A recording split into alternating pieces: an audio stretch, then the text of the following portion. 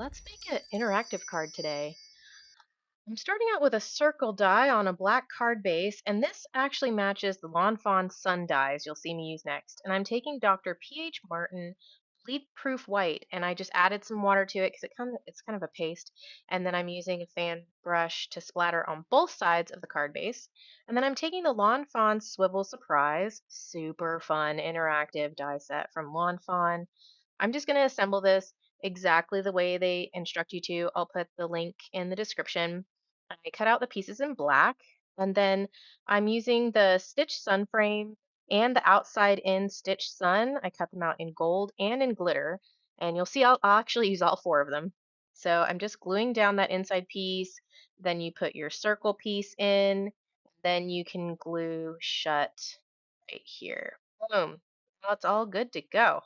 Super easy assembly. And then this is a custom sentiment that I printed out and then cut with the circle piece that's supposed to go on the inside of the card. And it says, "Here's to another trip around the sun." So this is a birthday card, and I'm mounting that to one of the assortments of suns, and I'm going to line it up perfectly so it's just inside that circle window I put on the front. Super fun. And then I'm going to put the other two alternated differently. I'm going to put them on the front. So you're going to be able to see the sentiment on the front, and then you open it up, and then there's just going to be this whole fun scene on the inside. Just getting some of that glue off of the inside of the circle there, and voila. All right, and then I'm using the Lawn Fawn Out of This World, also year 11, because little the little planet with his little party hat on and the little noise maker, it just makes me giggle. So I had to add him to this stamp set. And I'm coloring these with my Olos. I'm trying not to go bold. I was going a little lighter here, so trying to blend out to some pastel kind of look because we're going to have that dark black background. So I didn't want it to bold dark look that would blend in with the black. I kind of wanted to have a lighter feel with these. I'm starting to color all the extra pieces, and I'm trying to make it look like there's glass, little blue shine there.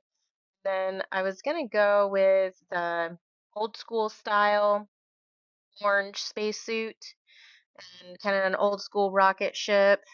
So that's the colors I'm choosing here.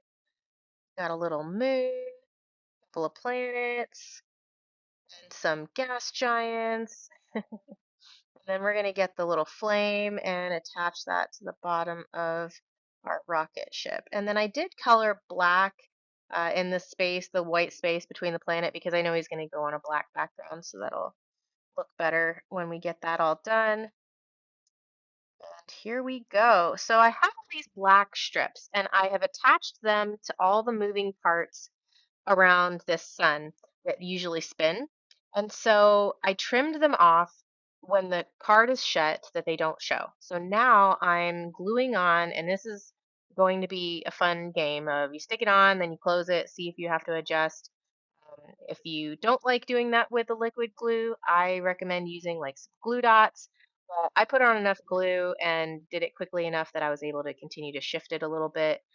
So I'm just placing everything much as I can and closing, open and close. So I get to play with this a whole lot while I'm trying to position these so that they can all hide when the card is closed. They don't catch anything, and they still have a fun look when you open it. So, ta-da! All right, and then for the front, I'm going to use the extra planets, and then I'm adding on some of these stars. I got out a bunch of different stars. I ended up using the large ones only. And here's the finished product. I love how this came out. I hope you're inspired to make one yourself. Thanks for watching. See you next time.